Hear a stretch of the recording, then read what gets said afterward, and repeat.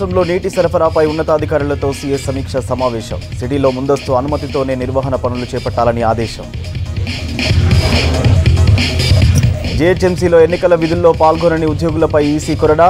40 మంది ఆఫీసర్లపై సైఫాబాద్ పోలీస్ స్టేషన్లో కేసు నమోదు. ఎన్నికల నిబంధనలు ఉల్లంఘించిన సైదాబాద్ ఏఎస్ఐ ఉమాదేవి సస్పెండ్. ప్రచారంలో బీజేపీ అభ్యర్థి మాధవీలతను ఆలింగనం చేసుకోవడంతో చర్యలు. షామీర్పేట్ రాజీవ్ రహదారిపై నకిలీ పత్తి విత్తనాలు పట్టివేత. 19 లక్షల విలువైన సీడ్స్, బొలెరో వాహనం సీజ్, 2 అరెస్ట్. జీహెచ్ఎంసీలో ఎన్నికల విధుల్లో పాల్గొనని ప్రభుత్వ ఉద్యోగులపై ఈసీ కొరడా జులిపించింది. డ్యూటీలకు హాజరు కావాలని పలుసార్లు ఉన్నతాధికారులు ఆదేశించినా తీరు మార్చుకొని 40 మందిపై చర్యలు తీసుకుంది. ఉద్యోగులపై సైఫాబాద్ పోలీస్ స్టేషన్లో జీహెచ్ఎంసీ అడిషనల్ ఎలక్షన్ కమిషనర్ ఫిర్యాదు చేశారు. దీంతో వారిపై సెక్షన్ 134 ఆర్పే యాక్ట్ కింద కేసు నమోదు చేశారు పోలీసులు.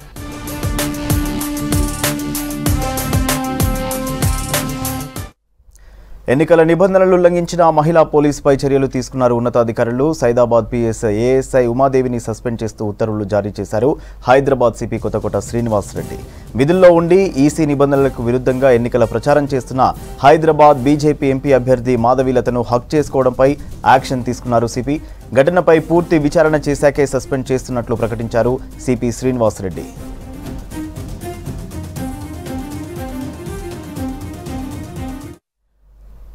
మేడ్చల్ జిల్లా షామీర్పేట్ రాజీవ్ రహదారిపై అక్రమంగా తరలిస్తున్న నకిలీ పత్తి విత్తనాలను సీజ్ చేశారు సైబరాబాద్ ఎస్ఓటీ పోలీసులు. 19 లక్షల విలువైన 1200 కిలోల నిషేధిత BG3 HT పత్తి విత్తనాలను పట్టుకున్నారు పోలీసులు.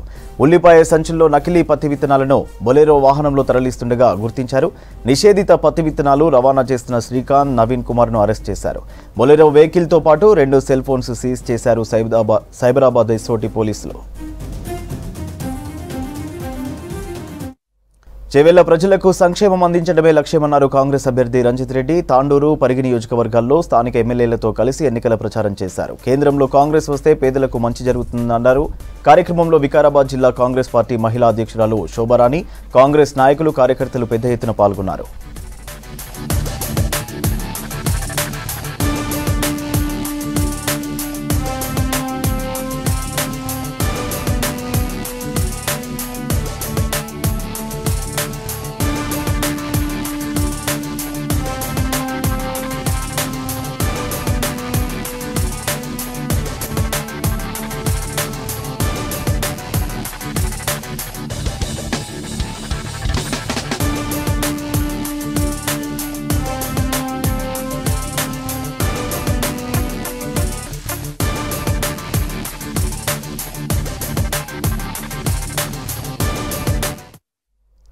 మల్కాజ్గిరి పార్లమెంటు కాంగ్రెస్ అభ్యర్థి పట్నం సునీత మహేందర్ రెడ్డి నామినేషన్ దాఖలు చేశారు. తోముకుంట మున్సిపల్ పరిధిలోని మేడ్చల్ మల్కాజ్గిరి జిల్లా కలెక్టర్ కార్యాలయంలో నామినేషన్ పత్రాలను కలెక్టర్ గౌతమ్కు అందజేశారు సునీత. ఆమెతో పాటు మల్కాజ్గిరి మాజీ ఎమ్మెల్యే మైనంపల్లి హనుమంతరావు, కాంగ్రెస్ పార్టీ జిల్లా అధ్యక్షుడు హరివర్ధన్ రెడ్డి, మేడ్చల్ మాజీ ఎమ్మెల్యే సుధీర్ రెడ్డి, మేడ్చల్ నియోజకవర్గ కాంగ్రెస్ ఇన్ఛార్జ్ వజ్రేష్ యాదవ్ ఉన్నారు.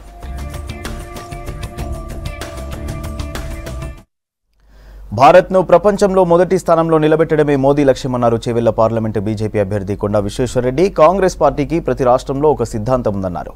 బీజేపీ మాత్రం ఒకే సిద్ధాంతంతో ముందుకు సాగుతుందన్నారు. మోదీ ఆధ్వర్యంలో దేశ ప్రజలకు సుపరిపాలన అందుతుందన్నారు కేంద్ర మంత్రి పీయూష్ గోయల్. ప్రధాని మోదీపై ప్రజలకు ఎంతో నమ్మకం ఉందన్నారు. చేవెళ్ల బీజేపీ అభ్యర్థిగా నామినేషన్ పత్రాలను కేంద్ర మంత్రితో కలిసి ఎన్నికల రిటర్నింగ్ అధికారికి శశాంక్ అందజేశారు. అంతకుముందు బుద్వేల్ నుంచి రాజేంద్రనగర్ వరకు బీజేపీ కార్యకర్తలతో ర్యాలీగా వెళ్లి నామినేషన్ దాఖలు చేశారు కొండా విశ్వేశ్వరరెడ్డి.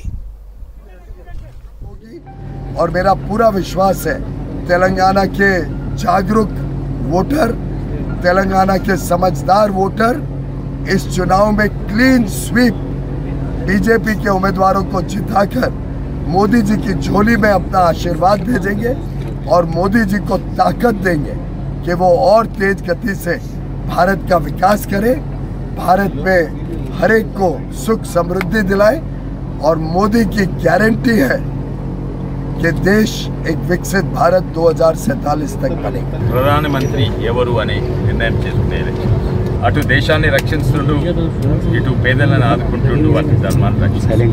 ఒక వరల్డ్ పవర్ అయిపోయింది. అందరూ భారతదేశం దిక్కు చూస్తున్నారు. కరోనా వ్యాధి వచ్చినా, ఒక యుద్ధం వచ్చినా ప్రపంచం మొత్తము భారతదేశం ఏం చేస్తుందని గ్రామీణ ప్రాంతానికి పోతే అడగకున్న బియ్యం ఇచ్చిండు, అడగకున్న ప్రతి ఒక్కరికి 60 ఏళ్ళ సంది బ్యాంకులు 70 ఏళ్ళ సంది బ్యాంకులున్నా కూడా బ్యాంక్ అకౌంట్లు 10 మందికి ఉంటే ఇప్పుడు భారతదేశం అందరికీ కూడా బ్యాంక్ అకౌంట్లు వచ్చింది. సమాజంలో మార్పు తెచ్చిండు, గొప్ప వ్యక్తి. అందుకే యుగ పురుషుడు గమనించుండు, పేద కుటుంబం నుంచి పెరిగి ఒక ప్రధానమంత్రి అయిందని చెప్పుకునే ఎన్నో. కానీ ఇది ఇచ్చినా ఇది మాకు ఓట్లేయమని ఎప్పుడు అడగలేదు. మేము బియ్యం ఇచ్చినాము, మాకు ఓట్లేయి, మేము బాత్రూమ్ ఇచ్చినాము, ఓట్లేయి, మేము బ్యాంక్ అకౌంట్. తెలంగాణ రాష్ట్రాన్ని 10 ఏళ్లు కేసీఆర్ కుటుంబం దోచుకుందని ఆరోపించారు కాంగ్రెస్ నేత మైనంపల్లి హనుమంతరావు. పార్టీని అధికారంలోకి తీసుకువచ్చిన సీఎం రేవంత్ రెడ్డికి కంటోన్మెంట్ అసెంబ్లీ సీటును భారీ మెజారిటీతో గెలిపించి బహుమతిగా ఇవ్వాలన్నారు. కంటోన్మెంట్ బీఆర్ఎస్ సీనియర్ నాయకుడు సంతోష్ అనుచరులతో కలిసి మైనంపల్లి కంటోన్మెంట్ కాంగ్రెస్ అభ్యర్థి శ్రీ గణేష్ సమక్షంలో కాంగ్రెస్ చేరారు. దాదాపు 100 మంది బీఆర్ఎస్ కార్యకర్తలు కాంగ్రెస్లో చేరారు. కంటోన్మెంట్లో కాంగ్రెస్ జెండా ఎగరవేయడం ఖాయమన్నారు మైనంపల్లి హనుమంతరావు. అన్నప్పుడు ఎకానమీలో పోతాడు, ఎప్పుడు ఫ్లైట్ లా ఇంతవరకు బిజినెస్ క్లాస్ లో పోలే. మీకేమో సొంత ఫ్లైట్లు ఉండే, ఏడికెళ్ళి వచ్చినారా ఫ్లైట్ లో? మీకు సొంత ఫ్లైట్లు ఏడికెళ్ళి వచ్చినాయో అవన్నీ చెప్పండి. చెప్పినాక తర్వాత మాట్లాడదాం. ఒకప్పుడు మీ చరిత్ర ఏంటి, మీరేంటి అని తెలుసు. రేవంత్ రెడ్డి గారు కష్టపడి కష్టకాలంలో మీరు కాంగ్రెస్ చేయకుండా చేస్తామనుకొని సోనియా గాంధీ గారికి విలీనం చేస్తాం, తెలంగాణ ఇస్తామని చెప్పి మోసం మాటలు చెప్పి సోనియమ్మ తల్లి తెలంగాణ ఇచ్చిన తర్వాత మీ పుణ్యాల 2 రాష్ట్రాల పవర్ లేకుండా పోయిందిరా తమ్ముడు. ఇది గుడ్డమి చేసుకొని మీ మామ అల్లుడు మీ బామర్ది ముగ్గురు కలిసి గుడ్డమి చేసుకొని ఆత్మ పరిశీలన చేసుకోవాల్సిన అవసరం ఉందని చెప్పి కూడా ఈ సందర్భంగా తెలియజేస్తా ఉన్నా. ఏం మాట్లాడతారు రాబాయ్? అది అయిపోయినాక ఇంకా సాటిస్ఫై లేక 2 రాష్ట్రాల్లో పోయినా ప్రజలందరూ కూడా కాంగ్రెస్ మీద ప్రేమతో ఎమ్మెల్యేలను గెలిపిస్తే. రాష్ట్రంలో ప్రైవేటు కళాశాలలు వసూలు చేస్తున్న ఫీజుల దోపిడీని అరికట్టాలన్నారు రాజ్యసభ సభ్యుడు ఆర్ కృష్ణయ్య. విద్యా వ్యవస్థను వ్యాపారంగా చేసి అధిక ఫీజులు దండుకుంటున్నారని మండిపడ్డారు. ఇష్టానుసారంగా కాలేజీలు ఏర్పాటు చేసిన యాజమాన్యాలపై ప్రభుత్వం చర్యలు తీసుకోవాలని డిమాండ్ చేశారు. లేదంటే ఉద్యమించాల్సి వస్తుందని హెచ్చరించారు ఆర్ కృష్ణయ్య. శ్రీ చైతన్య నారాయణ కాలేజీల యొక్క ఆధిపత్యాన్ని దోపిడీని అరికట్టకపోతే మేము పెద్ద ఎత్తున ఉద్యమాలు చేపడతాం, ఆ కాలేజీ అన్నిటి కూడా తాళాలు వేస్తామని చెప్పి హెచ్చరించడం జరిగింది. వీళ్ళు కాలేజీల పేరు మీద లైసెన్స్ పెట్టిన దొంగలు. ప్రజల దగ్గర ఒక్కొక్క విద్యార్థి దగ్గర 4 లక్షలు 5 లక్షలు AC non AC IIT JEE అని రకరకాల పేర్లు పెట్టి రకరకాల బోర్డులు పెట్టి ఇప్పుడే ఎస్ఎస్సి రిజల్ట్ రాలేదు, ఇంటర్మీడియట్ అడ్మిషన్లు ఎట్లా చేస్తారు వీళ్ళు?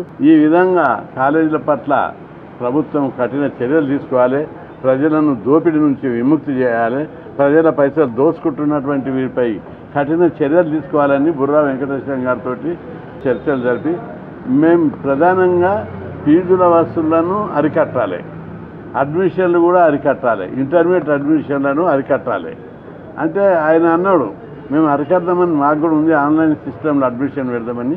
ఈ గ్రేడెడ్ ఉండడం వల్ల ర్యాంకులు తెలియక దీంతో ప్రాబ్లం అవుతుంది అని చెప్పాడు. అయినప్పటికీ కూడా ఆల్టర్నేటివ్ విధానాన్ని అవలంబించి సెంట్రలైజ్డ్ సిస్టమ్ లోపల అడ్మిషన్ రూపొందిస్తాము, ప్రతి కాలేజీలో ప్రతి అడ్మిషన్ను చెకప్ చేస్తామని బుర్రా వెంకటేశ్వర గారు హామీ ఇచ్చాడు.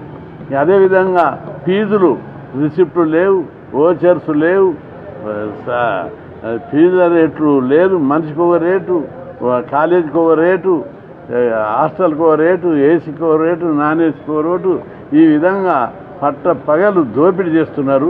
ఈ దోపిడీని అరికట్టకపోతే railway and road safety additional DG Mahesh Bhagwat మార్గదర్శకంలో ప్రిపేర్ అయిన అభ్యర్థులు యూపీఎస్సీ ఫలితాల్లో సత్తా చాటారు.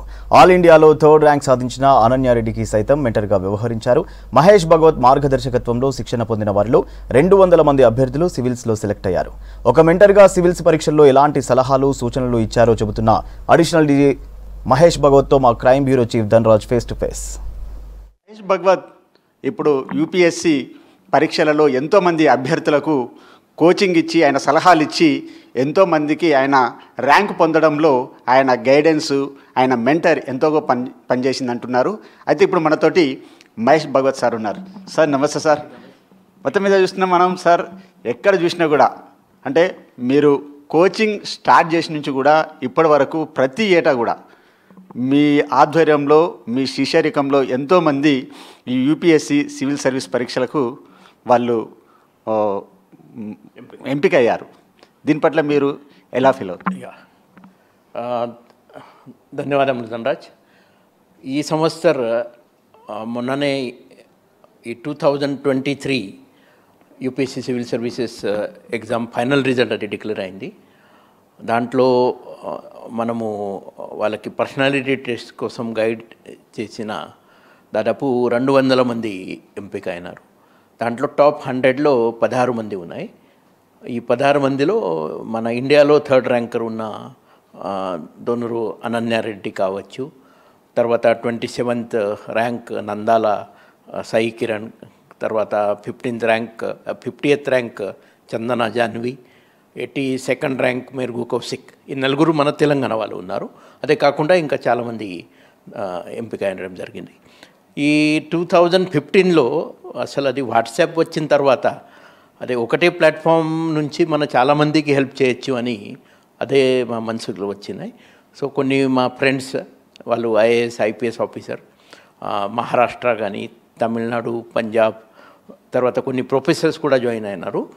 అండ్ ముందుగా ఓన్లీ సివిల్ సర్వీసెస్ కోసం మనము ఇక్కడ తెలంగాణ, ఆంధ్ర, హైదరాబాద్ నుంచి, తర్వాత మహారాష్ట్ర నా సొంత స్టేట్ కాబట్టి అక్కడి నుంచి ఈ 2 రాష్ట్రాన్ని స్పెషలీ మనము గ్రూప్ స్టార్ట్ చేయడం జరిగినాయి.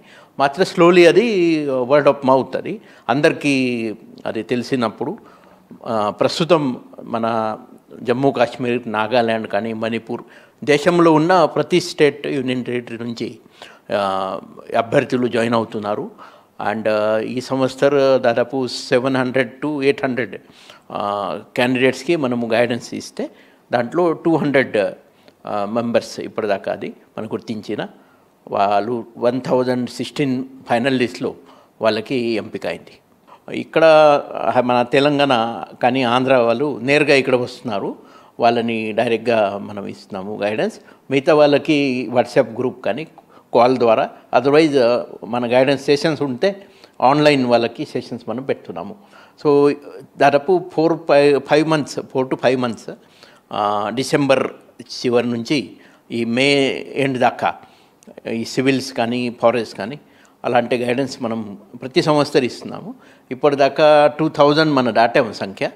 దాంట్లో సివిల్ సర్వీసెస్ ఎంపిక అయిన 1200 to 1500 మధ్యలో ఉండొచ్చు. ఫారెస్ట్ సర్వీసెస్ ఒక 300 దాకా ఉండొచ్చు. తర్వాత ఈ సిఏపిఎఫ్ అసిస్టెంట్ కమాండెంట్ అది కూడా 300 దాకా సంఖ్య ఉండొచ్చు. సో 2000 సంఖ్య మనం దాటాం ఆల్రెడీ. ఈ ఇంటర్వ్యూ సివిల్ సర్వీసెస్ అయితే పర్సనాలిటీ టెస్ట్, అది ఇది మన జనరల్ నాలెడ్జ్ టెస్ట్ కాదు. కాబట్టి మీ పర్సనాలిటీ ఎలా ఉంది, మీరు బ్యాలెన్స్ పర్సన్ ఉన్నారా లేదా, మీ లీడర్షిప్ క్వాలిటీస్ ఎలా ఉంది, సమాజంలో కొంతమంది వెనకపడిన వాళ్ళు ఉన్నారు, వాళ్ళ పట్ల మీరు ఎట్లా బిహేవ్ చేస్తున్నారు, తర్వాత జెండర్ సెన్సిటైజేషన్ ఉందా లేదా, ఇవన్నీ క్వాలిటీస్ పర్సనాలిటీలో ఉన్న ట్రైట్స్ అని అంటారు. దానికి వాళ్ళు పర్సనాలిటీ టెస్ట్లో వాళ్ళు చెక్ చేస్తారు. సో దానికి సంబంధి స్పెషలీ వాళ్ళది ఏం బయోడేటా ఏముంటుంది, దానికి డీటెయిల్ అప్లికేషన్ ఫామ్ అని యూపీఎస్సీలో ఆ వర్డ్ ఉంది, డిఏఎఫ్ అని. సో ఆ బయోడేటాని బట్టి మనము వాళ్ళకి వాళ్ళ సొంత నేటివ్ జిల్లా కావచ్చు, ఎక్కడ పుట్టారు ఆ ప్లేస్ కావచ్చు, వాళ్ళ సొంత రాష్ట్రం, తర్వాత మన నేషనల్ యాక్టివిటీ, ఇంటర్నేషనల్ యాక్టివిటీ, తర్వాత వాళ్ళకి హాబీస్ ఏమున్నాయి, వాళ్ళకి ఏ స్పోర్ట్స్లో వాళ్ళకి ప్రావీణ్యత ఉన్నాయి, ఎన్సీసీ కానీ స్కౌట్స్ కానీ, తర్వాత వాళ్ళు గ్రాడ్యుయేషన్ ఏం చేశారు, వాళ్ళు ఏమైనా ఉద్యోగాలు చేశారా దానికి సంబంధి. ఇక్కడ సివిల్ సర్వీసెస్ అయితే ఒక ఆప్షనల్ సబ్జెక్ట్ సెలెక్ట్ చేయాలా, ఆ ఏ సబ్జెక్ట్ సెలెక్ట్ చేశారు, మళ్ళీ అన్నీ ఈ స్పోర్ట్స్ కానీ గ్రాడ్యుయేషన్ కానీ ఆప్షనల్ సబ్జెక్ట్ కానీ హాబీస్ కానీ, దీనికి ఇక్కడ సివిల్ సర్వీసెస్లో ఎంపిక అయిన తర్వాత మీరు ఎలా యూజ్ చేస్తారు, ప్రజల కోసం ఎలా సర్వీస్ చేస్తారు అని ఈ రకంగా క్వశ్చన్స్ జనరల్గా ఉంటున్నాయి. సో దాన్ని బేస్ చేస్తూ ఈ క్యాండిడేట్కి మనము 45 minutes to 1 hour dub discussion అది పెడుతున్నాము. తర్వాత ఆన్లైన్లో కొన్ని క్లాసెస్, స్పెషలీ నేను ప్రతి సంవత్సరం మన పోలీసింగ్ ఇన్ ఇండియా ఈ సబ్జెక్ట్ మీద 2 hours to 3 hours ఆ క్లాస్ నేను చెప్తున్నాను. తర్వాత మా కలీగ్ డాక్టర్ శైలేంద్ర దేవళంకర్ ఆయన హయ్యర్ ఎడ్యుకేషన్ డైరెక్టర్ మహారాష్ట్ర. ఆయన ఇంటర్నేషనల్ రిలేషన్లో జేఎన్యూ నుంచి పిహెచ్డి చేశారు. ఆయన ఎక్స్పర్ట్. ఇంటర్నేషనల్ రిలేషన్ క్లాసెస్ ఆయన చెప్తారు. కొన్ని మా కలీగ్ ఇంకో ఆయన ఎకానమీ గురించి చెప్తారు. ఇట్లా కొన్ని స్పెషలైజ్ క్లాసెస్ కూడా మనం పెడుతున్నాము. తర్వాత రోజు ఈ వాట్సాప్ గ్రూప్ ద్వారా ఈ ఎగ్జామ్ కోసం కరెంట్ ఈవెంట్స్ చాలా అవసరాలు ఉన్నాయి.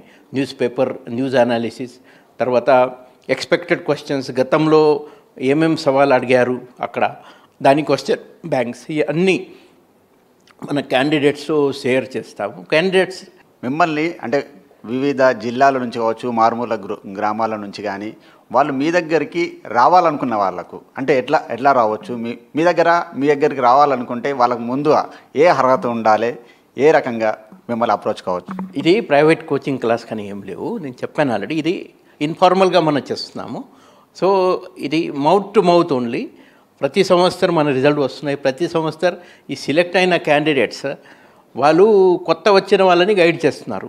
సో రిటర్న్ ఎగ్జామ్స్ ఏముంది, తర్వాత ప్రిలిమ్స్ ఎగ్జామ్ కానీ వాళ్ళతో మనం చేయట్లేదు, ఓన్లీ ఇంటర్వ్యూకి చేస్తున్నారు. కాబట్టి ఈ రిటర్న్ ఎగ్జామ్ అయిన తర్వాత తప్పకుండా ఈ క్యాండిడేట్స్ ఎవరు ఎంపిక అయినారు వాళ్ళ ద్వారా, తర్వాత ఇప్పుడు ఈ మీడియా ద్వారా కూడా అందరికీ తెలిసిపోతుంది. ఈ ఇంటర్వ్యూ కోసం ఇక్కడ గైడెన్స్ అది వాళ్ళు చేస్తున్నారు, ఫ్రీ ఆఫ్ కాస్ట్ చేస్తున్నారు. ఇక్కడ ఇచ్చిన గైడెన్స్తో మంచి మార్క్స్ కూడా చాలామంది సంపాదించారు అని నమ్మకంతో వాళ్ళు మా దగ్గర వస్తున్నారు. అయితే ఇప్పటివరకు అంటే సెలెక్ట్ అయినటువంటి అందరూ కూడా అంటే వాళ్ళు ఎక్కడ ఏ హోదాలో ఎక్కడైనా పనిచేస్తున్న వాళ్ళు ఏమైనా పేర్లు చెప్పాలి? చాలామంది ఉన్నారు. ఇప్పుడు ప్రస్తుతం మన స్టేట్లో మన నాగర్ కర్నూల్ ఎస్పీ కావచ్చు వైభవ్ గాయక్వాడ్, తర్వాత మన మహబూబాబాద్ ఎస్పీ ఉన్నారు సుధీర్ కేకాన్, తర్వాత ఇంకా చాలామంది ఉన్నారు. ఇప్పుడు ఎస్పీ హోదాలో ఉన్నారు, కొంతమంది కలెక్టర్ హోదాలో ఉన్నారు, కొంతమంది ఫారిన్ కంట్రీస్లో ఫస్ట్ సెక్రటరీగా ఉన్నారు, కొంతమంది ఇన్కమ్ ట్యాక్స్లో డెప్యూటీ కమిషనర్ ఉన్నారు. అంటే ఆన్లైన్లో కోచింగ్ ఇవ్వడం కానీ అదేవిధంగా మీరు వాట్సాప్లో సూచనలు కూడా ఇస్తుంటారు, అందుకే మిమ్మల్ని వాట్సాప్ గురు అని కూడా పిలుస్తుంటారని తెలుసు.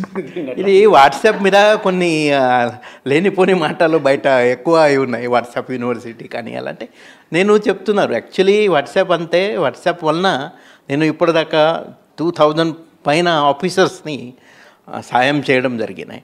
వాళ్ళు ఆల్రెడీ సర్వీస్లో ఉన్నారు.